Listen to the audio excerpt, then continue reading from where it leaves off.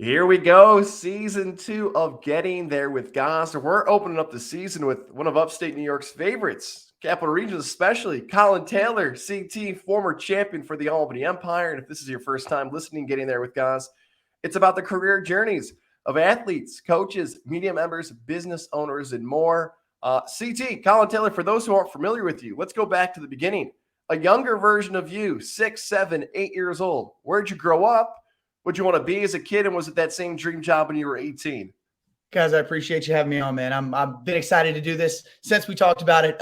Always love coming on the radio with you guys, and it's so cool to see that you're reaching out and doing podcasts. And it's my absolute pleasure to be, the first guest here on season 2. So, yeah, 6, 7, 8 years old. Grew up in Indianapolis, Indiana, just north of, in a city called Carmel. Had a super supportive family. They've always been number one in my life. My sister was my idol growing up. Whatever she did, I did. She braided her hair. I braided my hair. She went to the weight room. I went to the weight room. She listened to music. I listened to that same music. So I kind of spent, the first 10, 20 years of my life trying to follow in her footsteps. And I still kind of am always aspiring to be more like my sister every day. But I grew up playing every sport you could imagine. In the summer, I would go from a baseball game, and that my mom would drive me right over to the swimming pool, and then I'd be in a swim meet, and then we go right from there to basketball practice. Just love sports, love competing, love the camaraderie, loved all the close friendships I made. And back then, I never thought I would really have a future in sports. It was just something that I loved doing. But along with that passion, I kind of fell in love with, old players like Allen Iverson. A former NBA basketball player for, people who aren't familiar with him. Hopefully everybody is, but, receivers like Marvin Harrison, former Indianapolis Colt great, Peter Warrick of Florida State, the Cincinnati Bengals. And I just watched these guys, and I would watch games all day. I would record the games on VHS tape, and then I would watch the tape again after the game. And I would say, what are these guys doing, man? Oh, he did this move. Let me go practice it. And I'd go out in the hallway, or I'd go and I'd go in the basement and drive my parents nuts. I'd be throwing balls all over the place, trying to jump and hit my head on the ceiling to increase my vertical jump, all these type of things. And that kind of carried me, that passion kind of carried me through high school, where I had a pretty decent college career when it came to sports. Ended up leaning towards football because there was just something different about football than was about other sports. I think it was, again, that team aspect, and it was so fun for me to be able to, have that team on the field to support me with everything I do, and then be able to look up in the stands and see my parents and my sister and my family members up there supporting me. So, again, just the passion for wanting to learn, wanting to get better, wanting to be the best athlete I could possibly be, kind of led me to an opportunity to play college football at Indiana University. So I played it at IU from 2005 to 2009. I mean, in my mind, one of the best places on the planet. Very close second, upstate New York. But Bloomington, Indiana, is one of those places that if anybody gets the opportunity to visit, especially during the school year, they should definitely go. And so got the opportunity, play football again. Followed my sister's footsteps. She went and she was on the track team there, so I spent the springs and summers going up to track meets to watch my sister. And I say, yeah, I want to do that. I want to wear the crimson and cream, and was blessed with the opportunity to play football and took full advantage of it. Played 5, 6, 7 different positions there at Indiana, and got an opportunity. Again, I keep saying the word opportunity, but that's what it was. It kind of preparation led me to these opportunities, and took advantage of my opportunity to play professional football. Landed in the Arena Football League in 2010. Kind of bounced around for 3 years, ended up in Cleveland in 2014, which is now my current home. And I played here 2014 to 2018. And I mean, that time was just incredible in my life. I had changed from basically playing to spite people, which I did for a long time in high school and college. I told you I could do this. You guys didn't trust me. I told you I could do this. I was mad. I was angry. I was trying to prove people wrong. I got to Cleveland. I said, you know what, man, let me just be happy that I'm here. Let me practice gratitude. Let me be happy that I can put these pads on every day, and I can go out with these like-minded guys and just, go to war on the field. And that led ultimately to 4 years of success. I was leading receiver in Cleveland for the Gladiators of the Arena Football League for 4 seasons, and set multiple records. Met some of my best friends there. I mean, some guys who will stand up at my wedding I met in Cleveland. And Cleveland became home to me back then, 2014, 2015. And then spent a couple years where we met up in Albany, New York. Thought my career was over. I was okay with moving on. Ultimately, I wanted to end up in strength and conditioning, where I am now. But Coach Keefe, anybody who knows anything about Coach Keefe, who was my head coach there in Albany for 2 years, is this dude can recruit the heck out of you. And, he basically said, CT, you come to Albany, we're going to get you a championship in 2 years. I said, I'll give you 2 years. I'm 30, 31, 32 years old. And that second year we played in Arena Bowl 32. We won Arena Bowl 32. And after that, I had really accomplished everything professionally, individually, and as a team that I wanted to accomplish. And then I was finally able to get the tattoo to represent my world championship that I won in Albany. And since then have spent every waking hour and many even sleeping hours trying to figure out how I can help athletes and people who want to get better and optimize their wellness, how I can help them and guide their journey to be able to ultimately end up wherever they want to. I live every day to be a good representation to my nieces, to my niece and nephews, to say that, hey man, if you guys want to do something, you can do it. Your uncle did it, and it always chokes me up thinking about it. But that's what took me through these last 10 years is I wanted those kids to be able to, turn on the TV, see their uncle. I wanted, them to be able to go to YouTube when they figure that out, when they unlock the parental controls and get old enough and can search CT professional football highlights, that they can watch that and show their friends and say like, man, my uncle did everything he said he was going to do. And so I continue to kind of just push for that, to be a good inspiration to kids and athletes and adults everywhere, to say that like, age is just a number. We're always trying to level up. I'm always trying to be a better person today than I was yesterday. And again, it's all grounded in gratitude. So again, I'm grateful for the journey. I'm grateful for where I'm at, but I'm just getting started, and I'm grateful to be here with you. That's why I wanted you to kick off season 2 with us, because those terms right there, inspiring, inspirational, giving that advice to younger people. That's what this podcast is all about. You were the first guest I wanted because of these stories you're going to share with us today. I want to set it all the way back, though, to Carmel High School for the New York listener in particular, because some may not be familiar with that area. And if my timeline's correct, when you're playing, this is like a glory time in your high school and the neighboring high schools, because I believe your high school had a player named Josh McRoberts. Perfect. Who played well done. right? Yeah. And he was playing against Lawrence North, which is Greg Oden and Mike Conley. So you got in your area 3 NBA guys plus your football. Like, this is a glory era that you're trying to find your way to like stand out in Indiana. Yeah, you are very well read. I appreciate that. A guy that often goes without being mentioned too is Eric Gordon. Eric Gordon played at North Central across the street, and he 10-time 10, 11, 12-year NBA career. I actually in college beat him in a game of horse in the backyard of my fraternity house. He had a backpack and flip-flops on. I had a headband. I had a shooter sleeve. Like it was a peak moment in my basketball career. But Eric Gordon was there. We had a ton of players come out and have a lot of success in college at the Division I level. And like you said, I was just trying to get seen. Josh was a great person to follow. Josh, we knew when he got into high school that he was going to be something special. And so I wanted to be that kind of on the football side at Carmel High School. And it took me some time. I went into high school. And another kind of funny point a lot of people don't know is the first day I weighed in for our football program as a true freshman, which, high school, you are a true freshman anyway, but I was 99 pounds. 99 pounds? 99 pounds. So I weigh in, right? And now you see ninth graders, they're 185. They can bench press 225 12 times, right? They can front squat 315. I mean, it's outrageous. It wasn't like that then, So I got up there. I weigh 99 pounds. I look at the coach in the eye, and he goes and he says to the guy who's recording, he said, 125. I said, hey, I appreciate that. And so that was it. The rest of the time, I was just chasing that. I was chasing that for 4 years. I would every Sunday morning, I would wake up. I'd go look at the newspaper. I said, what was this guy's receiving stats? What was this guy's receiving stats? And I always had to be better. And I was always chasing people. My best friend, Steve Albert, and still to this day, again, a guy who's going to stand up as my best man in my wedding. I'm not engaged, but in the future, right? That's right. He said to me as a sophomore, he said, you think this guy, and he mentioned a certain guy, you think this guy's sleeping in?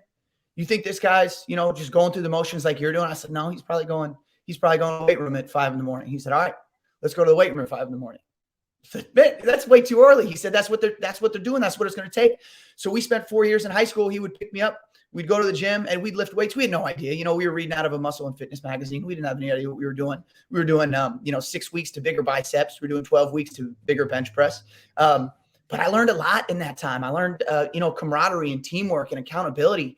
And I learned so much in the first few hours of every morning of the day in high school that I learned through just spending this time with my buddy Steve, that now morning routine carries me every single day, even at 35 years old. My first, 30, 45 minutes is planned out every single day, because I've got to prime my body, prime my mind to be able to achieve, peak coaching, peak health, peak performance, peak fitness, whatever it is I want to achieve that day. I try to set up in a good morning routine. And that started, as a 99-pound ninth grader back then at Carmel High School. And it works because you go from that 99-pounder to being an impact player for your football team and playing Division I football. But your path to Indiana, take us through it. Were you recruited? Was it Division II, Division III? Why did you eventually, I believe, walk on at Indiana rather than taking maybe another offer to another school? Yeah, you bring up a great point. Shout out to all the walk-ons, because nowadays everybody wants to post about their offers on Twitter, and everybody wants, now recruiting's different. You can send in highlight tapes just through a text message. You go to the school, you put your jersey on, you say, hey, this school offered me, you take a picture, you get 100 likes. Like, it wasn't like that, right? And so I remember writing handwritten letters to different teams, Division I, Division II, Division III, and I would burn these VHS tapes, which again, maybe some of the listeners don't even know what a VHS tape is, but I would spend hours in our TCOM offices burning these VHS tapes every week, Sunday, Monday. I would send them out to schools, wouldn't hear anything. Send them out to schools, wouldn't hear anything. I mean, my senior year, I was the second leading receiver in all statistical categories. The kid who was number one ended up going to Indiana University. So again, this is chasing this guy.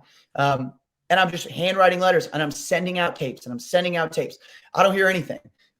Start hearing after my senior year, I start hearing from Division III schools, Division II schools, which was great. But again, I was chasing what my sister was doing and chasing what my sister had. And I had the opportunity to visit a few different places. But eventually I just went one of the track meets that I went to on my sister. I brought my VHS tape, I brought the letter, and I walked to the football offices at Indiana, who was not even looking at me, not recruiting me at the time. And I said, hey, here's my tape. I said, here's my letter. And I went to a gentleman who was still there, Harold Morrow, God bless him. I said, hey, I'm playing for your team in the fall. I said, can I get the strength and conditioning workout?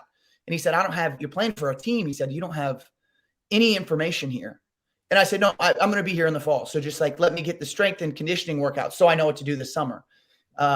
The guy thought I was crazy. I just walked in. And even my mom's like, you did what? My sister said, you can't go down there. I said, dude, I'm going to play here next year. Of course I can. And I got a call a couple months later from one of our coaches there who said, hey, CT, we liked your film. We heard what you said to Harold Morrow. Don't ever do that again. But it caught our eye. And we went home. And so I showed up to school thinking I was on the team. They said, yeah, show up with some cleats, whatever you need. This date at 7 p.m. I said, great, no problem. I walk in there with some swag, thinking I'm the guy. There are 99 other guys in this room.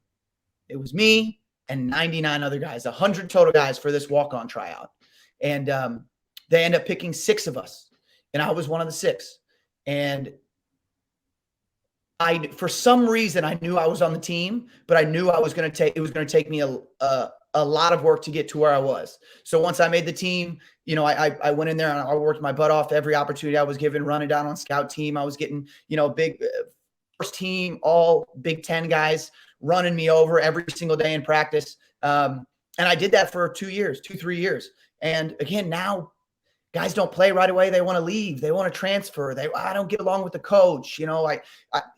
I dated the wrong person and the coach doesn't appreciate that. And I left, and I was never going to do that, because I knew I worked too hard to get to the point I was. And I knew that if I left Indiana to go try to play somewhere else, that I was going to let down the people who supported me through the whole process. So eventually ended up switching after 3 years of playing special teams.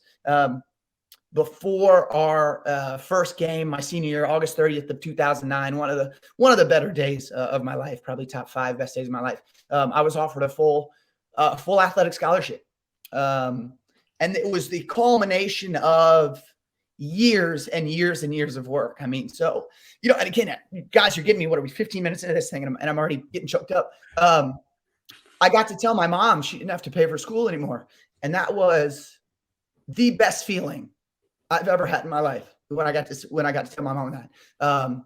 And so I'm just like chasing that now.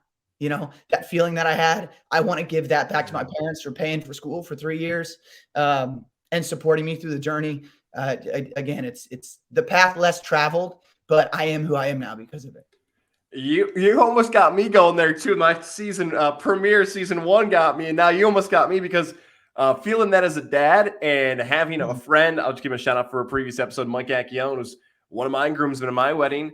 Walk on scholarship his senior year. How much it means to your family. How much it means when you're grinding it out. The story of being 6 of 99 making the team, and there you are showing all that work finally paying off and having that opportunity. There are so many instances through your time at Indiana where somebody could have said, like you mentioned, the transfer portal, I'm going to quit, this isn't worth it, the work's not paying off, but you stuck with it, you inspired people to do it, and that would have been enough. Like, just to get a scholarship for most people, that could have been the end of your story. Hell, just to get on the field, not even get on the field, just to have a jersey and stand on the sidelines. There are so many steps where that could have been the end for you, but that's not where it ends for you. Like, you end up getting a paycheck to play football. So take us through the transition now for you where you leave Indiana in the next stage of your career. Yeah, guys, I'll tell you, I tried to quit. It's not like I didn't. Had a great conversation with my sister. We played in a spring game my junior year, had a great game. I led the team in receiving, scored the game-winning touchdown. They're talking about me in the news. They're writing stories on me in the paper. I'm watching highlights of the game, and I'm the one they're talking about. You know, hey, next big thing, blah blah blah, receiver. Out of Carmel, Indiana, and they interview our coach, and they said, "Well, Collin Taylor had a great spring ball. What's he looking like going in the fall?" And our coach said he put himself. I'll never forget this. He put himself in an opportunity to complete. Excuse me. He put himself in an opportunity to compete for a spot. And I thought, I did that when I made the team, right? I did that. I put myself in, and I stand out finally after all this hard work. I've since broken the receiver bench record. They said you weren't strong enough to play. I said, all right. A year later, I broke the receiver bench record. They said, you're not fast enough. I went and timed the second fastest 10 on the team, 125 guys. I was the second fastest one on the team. They said, now you've put yourself in a position to compete. So I told my sister, I said, I'm good. I'm out. I've done everything I can do. And she said, no. And I was like, come on, like, you're not in it. Like, you don't hear these conversations. You're not in these meetings. You don't hear what he's saying. Right. And she didn't let me quit. And if I would have quit, the path would have been completely different, but it didn't. And I think about that every time that I want to quit. My first start, I shouldn't have started. I wasn't supposed to start. We were playing Iowa Hawkeyes, 4-0, fourth in the nation on Halloween, October 31st, 2009. I go out. I just made the switch to safety. We go out. We're warming up. Kinnick Stadium, rocking, sold out. Everybody's dressed up. I mean, anybody who's ever been to Iowa or played at Iowa and see it on TV, it's one of the best places in the nation to play. We're warming up. Our starting free safety gets hurt. National anthem goes. I'm doing my routine. I'm saying my little prayer. I open my eyes. I turn around, and our starter's behind me in street clothes. And he says, CT, you're up. And I go, dude, I don't even know what position am I playing? Free safety? I don't know what I'm supposed to do. He said, you're up, right? Go out there against the number 4 team in the nation, have an interception on the first drive. Next possession, force a fumble. Ooh. Third, come back, have another interception. And it was just like, it was just flow state. Like, it was easy. The game was easy to me. So I get home. We actually were beating Iowa, the number 4 team in the nation, going into the fourth quarter, 27 points. They come back to beat us in the biggest comeback in Big Ten history. So I'm supposed to be on Sports Illustrated the next day, But instead, Iowa, it's DJK. It's a guy who I know well now. He's on the cover of Sports Illustrated. I'm like, dang, that could have been me. But I come back to a voicemail from a coach from an Arena Football League team. And he says, CT, I saw you play against Iowa today on ESPN. He said, I love your game. If the NFL doesn't work out, do you want to come play arena football?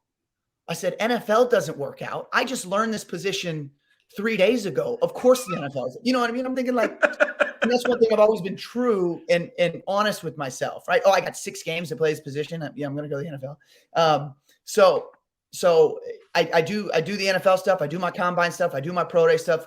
Always had great numbers, just didn't have film. So I end up calling this coach back. I said, hey, I would love to give this Arena Football League thing a shot. End up making the team after the Oklahoma City Yard Dogs was the team in 2010, which some people in the Capital Region are familiar with. Tommy Grady, one of the greatest of all time. Tommy was actually my quarterback there in 2010 for the Yard Dogs. In that season, 18-game season, I was cut and signed by that same team 9 times. And I thought that's what it was. I was just thinking, okay, this is how it's supposed to go. This is what's done. But turns out they were doing that so they didn't have to pay me. They're still feeding me, still putting me up, but I wasn't making any money. And again, without the support system at home, I would have been out. But each time I said, hey, I'm cut, I'm going to change my flight, and then, hey, I got to change my flight. They signed me back. They were always supportive.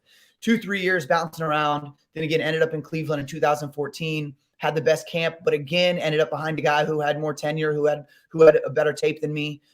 He ended up getting hurt, unfortunately, 3 or 4 games into the season. And then going out onto the field, coach says, hey, you ready? I said, bro, I've been ready for this. Right? This is what I've been waiting for. Unfortunately, it was a situation where, my buddy TC got hurt, but I went out there, and the next 4 years led the team in receiving. Like it was one of those things where I just said, this is what I was meant to do. And it was more a testament to my willingness to be able to adapt and work hard and learn the game and spend time on Sundays watching film and asking questions and picking the brains of some of the best receivers I've ever played with in the Arena Football League. Guys like Jesse Schmidt, guy Dominic Goodman out of Cleveland, even some of the guys I played with, in Albany, some of the best players I've played with, Greg Carr, another one that always comes to mind. But even, as a 32-year-old, 8-year Arena Football veteran, I was just always asking questions. I always wanted to get better. And I started to figure out my game. I started to figure out where I could help the offense, and I became more vocal. And I was always kind of one of those leaders who was always doing the right thing, but I became the vocal, more of a vocal leader. And I just loved also the camaraderie amongst the players, the team, and the fans of the Arena Football League. And I just couldn't get enough. So I wanted to entertain. I came up with a touchdown celebration. I came up with, T-shirts, and I would do things that people like to watch. And then it would end up, that's how we end up having the conversations. And every night I went out there on a Saturday night when I was playing Arena Football, I wanted that person in the crowd who's going to watch a Cleveland Gladiators game or an Albany Empire game. If that was their first game, I wanted them to watch number 11. I wanted them to watch number 17, and I wanted them to have the time of their life. And I feel like that was a part of the reason I was there on the field, is to give that person the best experience ever. And I think in 10 years, I was able to have a good impact on everywhere I went, on players, on coaches. And ultimately, Arena Football is what led me to the position I'm at now. And I am confident that every job that I have ever moving forward will be because of Arena Football connections, because we're a small fraternity, and everybody's tight and everybody keeps tabs on everybody. And I'm so appreciative of the Arena Football League for that and for those opportunities. Yeah, that take you had there about putting smiles on people's faces and having fun and being entertained. For those who have never had the opportunity to go to an Arena Football game, maybe if you're listening from outside of upstate New York, or you didn't get a chance to go to the Albany Empire games, that's what it was. That summed it up, from the pregame introductions to what's going on the field to the touchdown celebrations. It is really a party. It makes you feel good. It's different than NFL or college. The personalities of the players are really able to come out during some of the biggest plays of the game. You mentioned that you did get recruited by Coach Keefe to come to the Albany Empire. I think it's easy to describe Albany as maybe a unique market in comparison to the markets you played in the past, because like Cleveland has a professional sports team, but they're passionate sports fans. When you came to Albany, you guys are it. Like, the Albany Empire following is so unique, I think, to any upstate New York market, where you might have felt that initially, where you came, we're like, oh, Albany's different. Like, this is not something I've done before in my career before. Yeah, I loved playing in Iowa. I was there for a couple of years. Barnstormer fans are just known for what they do on game days and the tailgates and the crazy uniforms and outfits that they wear. And I'm sure we'll talk a little more Iowa Barnstormer football here moving forward. Cleveland was great, again, because they just love sports. It didn't matter what it was. If it was arena football, if it was indoor soccer, if it was, tetherball outside, like, they just love supporting athletes and love supporting their teams. And we were fortunate that we played where the Cleveland Cavaliers played. We were owned by the same guy. So Dan Gilbert was our owner. So every time I would go to a Cavs game, there would be promos with my face up there and my tattoos up there right? Or watching come to arena football games. I'm up there cheering and double bicep flexion, whatever I'm doing. And they did a great job of being able to promote the sport. But like you said, we go out and there's the Browns and there's the Cavs, and we had a professional hockey team at the time. And so we were known, we were recognized. But got to Albany, it was completely different. And I was told it would be different, but I wasn't sure anything could even come close to Cleveland. And it absolutely was different. I remember my first fan event that I went to. I met some very dear friends, the Canes, who now John and Kate are partial owners of the team, and they hold a super special, near dear place in my heart. But they were the first people I met. And just the idea that I went to the first event that I got to in Albany and met lifelong friends, I mean, just tells you the type of people that the Capital Region produces for their fans. Not only was I able to do that, I was able to build, people who I would call, again, the Canes are one of them, but just family out there. You guys, you and the other people, the members of the media, and Albany will always have a special place in my heart because I fell in love out there too. And so I'm always going back to Albany to visit family. I was actually able to take the love of my life from then Albany to Cleveland, which I appreciate her making that move. But because of that, and it started with just football, and it's now friends and family and lifestyle. And again, something I wear on my hand in a tattoo every single day of my life. And, for the rest of my life, just tells you how special and important that the city of Albany is to me and my life. Can you raise that hand a little bit for our visual side to show off that too? For our audio side, this is the reason you've got to go to YouTube. Look a little bit lower right there. Yeah. Look at that tattoo. There it is. Yeah. Yeah, and I got it again. Won the championship, and first thing I did, I called my sister. I said, "Hey, I need you to write a number 32, and I'm gonna tattoo it on me." So all my tattoos have meanings, and my family members have written all of the scripts that are on my body. But this one was super important. Just again, similar to receiving that scholarship. A day I'll never forget. Arena Bowl 32. August 11th was just a day that I'll never forget because again, it was. How old was I? 30, 31, 32. I was 32 years old, actually, now that I think about it. 32 years old, I'd spent at least 25 of those dedicated to football and doing everything I can do to reach the ultimate peak of success. And when we won and players and fans and family rushed the field and the confetti was pouring on us, I mean, that I get chills even thinking about it. And that's a memory that I'll have for the rest of my life. And again, I wouldn't have it if it weren't for the Albany Empire family and the city of Albany.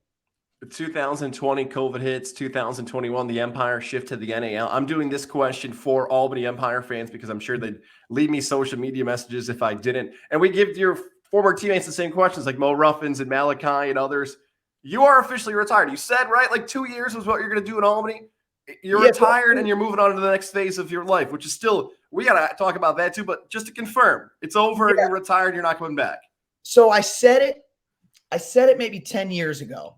When I first started seeing the big retirement posts. And again, and this is no knock on the people who do it, but what I've seen is players will announce retirement and they go and they get into something else, right? But they still have the itch and they still want to do it. And then they get a phone call and they say, you know what? I'm back. I'm coming back. I'm not sure I will be able to say I'm done until I physically feel like I can't compete at the professional level. And in talking to guys like Malachi and Mo, who have since announced their retirement after the most recent NAL championship game, they said, even after that game, they said they took the pads off and they knew that they were done. They knew that was it, and they didn't love it anymore, and they wanted to try something else. When I finished in 2019, I felt like I could still play. I could continue to play. With that being said, I don't know if I can say I'm retired.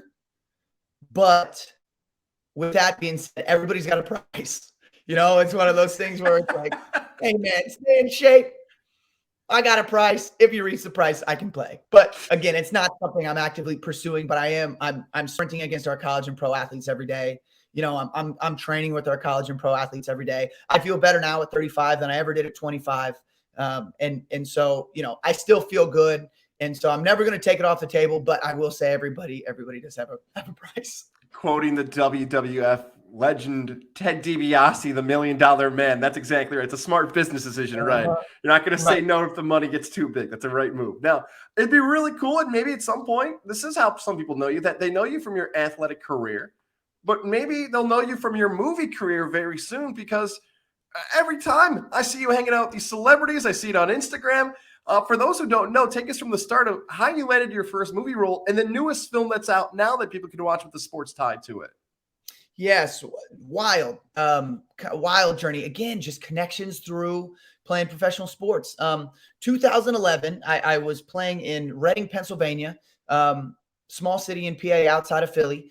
And I played on a team in the, at the time, indoor football league. And we had a shorter season. So I went out there to basically get some more film to be able to get back up to the arena football league. And our season ended in July, and it worked out. Yes, it was July, because it worked out that I had one of my best friends, name was Chase Sanders, and I always got to give him love when this comes up, because he sent me a blog post calling for special ability football players for a superhero movie sequel. And that title was so long that I just got bored even reading it halfway through. And I thought, this is fun for me, whatever. So he texted me again a couple days later. He said, "Hey man, did you fill out that casting call?" I said, "No, not yet." Text me a couple days later. "Hey, did you fill out that casting call?" "No, man, I'm too busy." So finally, basically to say to him, "Yes, I filled out this casting call." I filled it out. It was, took me some time, had to put some pictures and some highlights and kind of tell my story through this casting call, sent it in. And I got, 2 weeks later, I received a phone call from a woman who I'm now very close friends with after 10 years in the business. But she said, "Hey," she said, "CT, I loved your bio, everything about you, the pictures and the video. I want to know if you'll be a part of the movie. Only thing is, I can't tell you what movie is. I can't tell you when we're doing it. I can just tell you that I need you to be in this hotel in 2 weeks, and I need you to be there for 3 days." And I said, "Yeah, let's go." Right. My sister, my mom, my dad, they're like, "Wait, you don't know what it is. You don't know what they're paying you. You don't know where you're going. You don't know what." And I go, "Okay, yeah, maybe that's not like a very good decision." But I followed my heart like I did the rest of my career. We ended up in Pittsburgh, Pennsylvania. I was there for 3 days, and it turns out we found out 12 years later that we were shooting the sequel to The Dark Knight, which was The Dark Knight Rises. And so that scene you see where Bane walks out on the field, he blows the field up. I'm running down chasing Hines Ward, and I get blown up. That's you in the film. Yes. Right. So the taste of that was unlike anything I'd ever felt before. So there are, 2 sets of us with the Gotham City team and then the other team. And we go out on the field, and there are 10,000 extras, Pittsburgh Steelers fans, who are in the crowd, and they go crazy. They go nuts. And I'm thinking, they don't even know who we are. These are made up teams. We're fake people. It doesn't say my name on the back. It's just some made up guy. And they went crazy. And we start rolling with Christopher Nolan, who's in my mind one of the greatest directors of all time when it comes to film. Working very closely with Christopher Nolan, seeing how he does things, watching them blow the field up, watching the stuntmen work, watching Bane come out, Tom Hardy do his thing. And the whole time, the energy was so high. We shot from 4 a.m. till it was 2 or 3 in the morning that next day. So we almost shot for 24 hours. And energy was crazy the whole time. I mean, I was completely stimulated and caffeinated. I probably, 16, 18 coffees in that time, but it was just an experience that I thought I had to have more. And so kind of our little exit interviews, like you do in professional football, they talk to you about how you did, about how you took on the choreography, right? Because it's a little different to do movie and TV football, because you can't just go out and play, because then you got to shoot the scenes over and over again. It's got to fit, everything that the story they want to tell. They said, "Hey, we like how you listen to direction. We like that you show up on time. We like that you're, a decent athlete. We'll be in touch." And they were in touch and have been in touch ever since then. I've gotten the opportunity to do Focus with Will Smith and Margot Robbie. That was the first movie that I actually did big time stunts on, and you can see me in it. And we did Woodlawn, which was a film by the directors who ultimately ended up directing the most recent movie. We did Safety, which was a Disney Plus film. We've done, 10, 15 TV shows. We've done commercials, and they're great. The people I work with are great. And in the industry, it's just like anything. Show up on time, be kind to people, do your job, and you'll get asked to come back. And so the most recent film that was released in theaters on Christmas called American Underdog. And it was the Kurt Warner story. And if you know anything about Kurt Warner, you know his story was just wild, from basically, unheard of Division III college quarterback to cashier at Hy-Vee to arena football player to ultimately an NFL record holder, starting quarterback, won championships, multiple championships. I mean, the guy's story is outrageous, and it's one of those things. I mean, you can't even write it, but they figured out how to write it. And so I got asked to do that movie last year around this time. We're out there February, March, and the guy who usually coordinates the football scenes basically takes all the players, shows what plays are going to happen, runs them through it, just like a practice, just like you would do in a regular football practice. He was working on another TV show called Swagger for Apple Plus. So he said, "Hey, CT, you've got some decent arena football experience. Do you mind coordinating and help coordinate some of the arena football scenes?" So it gave me the opportunity to be behind the camera, to come up with the plays, to put people in the right position, to come up with the stunts, to work closely with the actors, work closely with directors. I mean, I'm in meetings with Zachary Levi, Anna Paquin, and the directors of this film. And I'm thinking, like, how did I, how did I ever end up here? Right. And it's just such a cool process. And I'd never worked behind the camera before, so I got the opportunity to do that. And then this movie gave me an opportunity to do some stunts in the arena football scenes. So you'll see I have a couple stunts where I go flying over the wall. And then I was actually cast in this one as Ricky Prohl, who was one of Kurt Warner's main receivers, one of his all-pro receivers, his first couple years with the Rams. And it fits well. Ricky Prohl, just like an average-looking white guy. CT, an average-looking white guy. So he said, "Hey, this is perfect," right? And so did a couple stunts as Ricky Prohl, a couple scenes as Ricky Prohl, in locker rooms and film rooms and all that kind of stuff. And it was such a great experience. We got close with the actors, and actually they, cool story. Zach invited us out, my girlfriend and I, to go to stay with them at their ranch out in Texas and go skydiving. And we went out there for her birthday and spent some time with them. Just really cool things. Again, you're jumping out of an airplane from whatever, 10,000 feet. I'm with like the person I love the most. I'm in a place that I've never been. We're hanging out with this guy who is like pretty well known. And it's just like, what, I'm just trying to live like every moment to moment. I'm trying to be there. I'm trying to be in the moment because, it'll be a good story. I'll have good stories to tell when I'm ready to settle down and look back on all of it. But right now I'm just like taking it all in and just enjoying myself. That's the amazing part. You just look around and like, what is happening right now? What is my life come to? Right? Yeah. I blacked out. I don't even know how I got up there. And the coolest part about this is like, you hear some of these stories. For those hearing this for the first time, they may have not heard a single one of these stories. You can clearly talk. You've had a personality, and you're also in the podcast world now.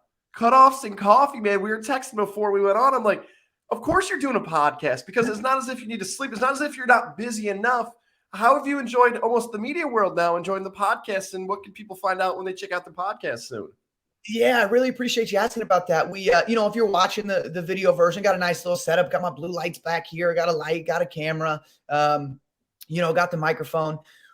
I have a broadcasting background, was a broadcasting major in college, and always loved, being in front of the camera, talking about sports, interviewing people, being interviewed, doing all this kind of stuff. And I didn't really have my metaphorical itch scratched in the broadcasting side when I was done playing football. So we decided, another coach and I kind of put our heads together in quarantine, and we thought, how can we continue to grow the brand of the facility we're at, T3 Performance out here in Avon, Ohio? How can we continue to grow the brand, and how are we able to reach more people, right? Like I said, all I'm trying to do is inspire people to be better. And if you hear me on a podcast, or you hear this, or you see film on YouTube or whatever it is, if I can have one thing to inspire an individual to have a better day, I feel like I've really done what I've been called here to do. And so it was really just how can we connect with people in the industry and have good conversations and put out really good content, not only that I can learn and be a better coach and be a better athlete from, but how we can give more information for other people to learn, and athletes who maybe I've trained before, who don't get the opportunity to see us every day in the colleges or the facilities that we work at. How are we going to be able to give them this information? And we started with the idea of like, everybody's quarantined, let's just call coaches and talk to them. And then it seems like, well, okay, people aren't really dying to just have phone conversations. I don't really want to have that phone conversation either. So we just out of nowhere pretty much like bought a Zoom link and decided to start a podcast. And my buddy said, man, what are we going to talk about? What's the name? What are we thinking? I said, yo, what about sleeveless shirts and stimulants? I thought, okay, well, that's a good idea, but like, that's a little too wordy. Right. And then I thought, hey, Cutoffs and Coffee, right? Just a couple of bros, like sitting back, relaxing, sipping on some coffee and talking about training. And that just stuck. And so we're now 29 episodes in. We've had some just incredible conversations with some really elite coaches who I feel like even after 10 years in the business, I have no business sitting down and talking to, right? They're like, oh, you've only been in it for 10 years. And I created the barbell. It's like, well, yeah, I appreciate that, but I would like to, we're trying to learn. Right. And it again opened up doors, and it's now kind of scratching that broadcasting itch that I've always had. I just love talking to people. I love hearing people's stories. I love hearing what got people from the position they were at to the position we're at now, and what you learn about all these coaches. And let me just say for people listening, it's not just strength coaches. We have mental performance coaches. We have nutritionists. I had a sleep scientist on a couple weeks ago. I mean, we're just trying to, it's really just optimization for lifestyle in general. And so, we start rolling through that and start having some success with that. And that's super cool. And just the name has really gotten us into the door. Like, oh, Cutoffs. Yeah, that's my thing. I'll get on with you guys. I don't even know what you talk about, but we'll get on because the name Cutoffs and Coffee. And so since then I've started to put out some gear. So we've got hats, we've got shirts. I'm wearing the hat now. We got a pretty there you go logo. And again, it's just about like spreading the good word, and trying to help people because, I know I was in a position at one point where I was done. And if I would have stopped then, I've already talked about a couple of those opportunities now. If I would have stopped then, my path moving forward would have led me somewhere completely differently. And what I've learned from every single conversation we've had, because we make sure to ask this question, everybody who is successful and everybody that we talk to had that moment, had that paradigm shift where they thought, what I'm doing now is either not good for me, or it's not sustainable, or it's not taking me in the right direction. And this is the change I'm going to make. And this is where it's taking me to now. And that's one of my favorite parts of the podcast is you see guys who are, you see guys, I say guys, you see men and women who are both very successful. And you wonder, like, have you always been like this? And it turns out 100% of them have not. Right. So it gives people kind of the idea that like, okay, it doesn't matter where I'm at now. Like if I make a change today, if I change my morning routine, if I start sleeping a little better, if I just walk from not walking, I just start walking, 10 minutes a day, how much better, how much healthier I can get. And I think it's done a good job of doing just that, is just getting people moving, inspiring people, lighting people up from good stories. And we have a good time. We don't talk about just training. We talk about music. We talk about the perfect cutoff. We talk about coffee. There are a lot of really good things that we talk about. So if anybody's interested in that, we're on Apple, we're on Spotify. We also have the YouTube version. But the Cutoffs and Coffee podcast is pretty easy to Google. And let me also say this before I wrap up this part of it is, we were looking for a name that didn't have a ton of other things in common, right? We didn't want Cutoffs and Coffee to pop up and there'd be 12 different brands of Cutoffs and Coffee. So I had a buddy reach out the other day. He said, hey man, I can't find the link for Cutoffs and Coffee. What do I need to search? And he just searched coffee. And so it turns out that there is a podcast on Apple Podcasts. There is a podcast on Spotify podcast called Coffee and Cleavage. That is not us. So anybody knows, it is not us, because the picture on the site is what you would imagine it is. That's not us. We are Cutoffs and Coffee, not Coffee and Cleavage. So if anybody has any questions, hopefully that clears it up for them. I still believe Coffee and Cleavage will have a big spike in New York ratings all of a sudden over the next 2 weeks, just out of sheer curiosity. And you're going to be somehow tagged on all the social media posts wrong, or maybe on purpose. I don't know. I like how we both have that similar mindset, though, because you come from the athlete background where you've done so many interviews before, whether it be pregame, postgame, or a reporter, whether it be TV or newspapers, are just looking for a quote, and there's no genuine conversation happening. But those conversations that you're having on your podcast are fulfilling because you feel like you're not only just getting to know somebody, but you hope that somebody listening in this great world that is podcasting is taking something away from it. I love how we both have that same mindset when it comes to those real, true, honest conversations. And check out Cutoffs and Coffee for those conversations and advice on how to continue to have great health, whether it be physical health, mental health, and all the things you could learn. So we'll close with this. I mean, you're going to offer advice for that on that podcast. Yeah. You've shared a lot of these tips and stories already, but the best advice to get where you are in your career, if somebody's listening to this in Carmel, Indiana, or Albany, New York, and they want to be a professional athlete, they want to be a Division I football player, what are some of the best pieces of advice you could offer them?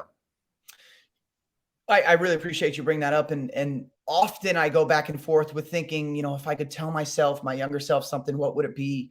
What would I do? What would I want to change? And, ultimately I don't have any regrets. I wouldn't change anything that has gotten me to the point now. I wouldn't touch any of that. But if I could give advice, it would be find somebody who's doing what you want to do. Find somebody who you look up to. And follow what they do. And I don't mean like follow on social media and repost their stuff. That's not what I mean. I mean, really find out who that human being is, what they did to be able to get to the position they're at, and just follow them and do what they do. And then try to add something from you, from your heart, like you mentioned, something organic that you are passionate about, and add it to what they're doing. We have young strength coach ask all the time, what do we need to do? There are a couple of coaches who were working with the Cleveland Browns guys, working with some Cleveland Cavaliers guys, working with high-level professional athletes, Division I college players, and they say, I want to coach them. What do we need to do? And I said, okay, how many coaches do you know who are coaching Division I coaches or athletes? How many people do you know who are coaching professional athletes? Well, I know 2. Okay, how much do you know about those two people and their process and what goes on through their mind with this? I don't know anything about it.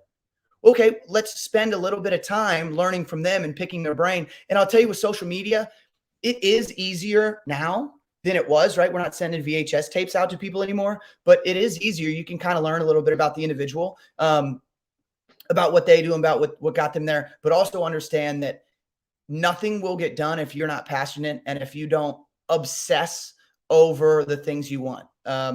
One thing that I think separated me from a lot of people in my professional career, my professional career, is that I was obsessed with hard work.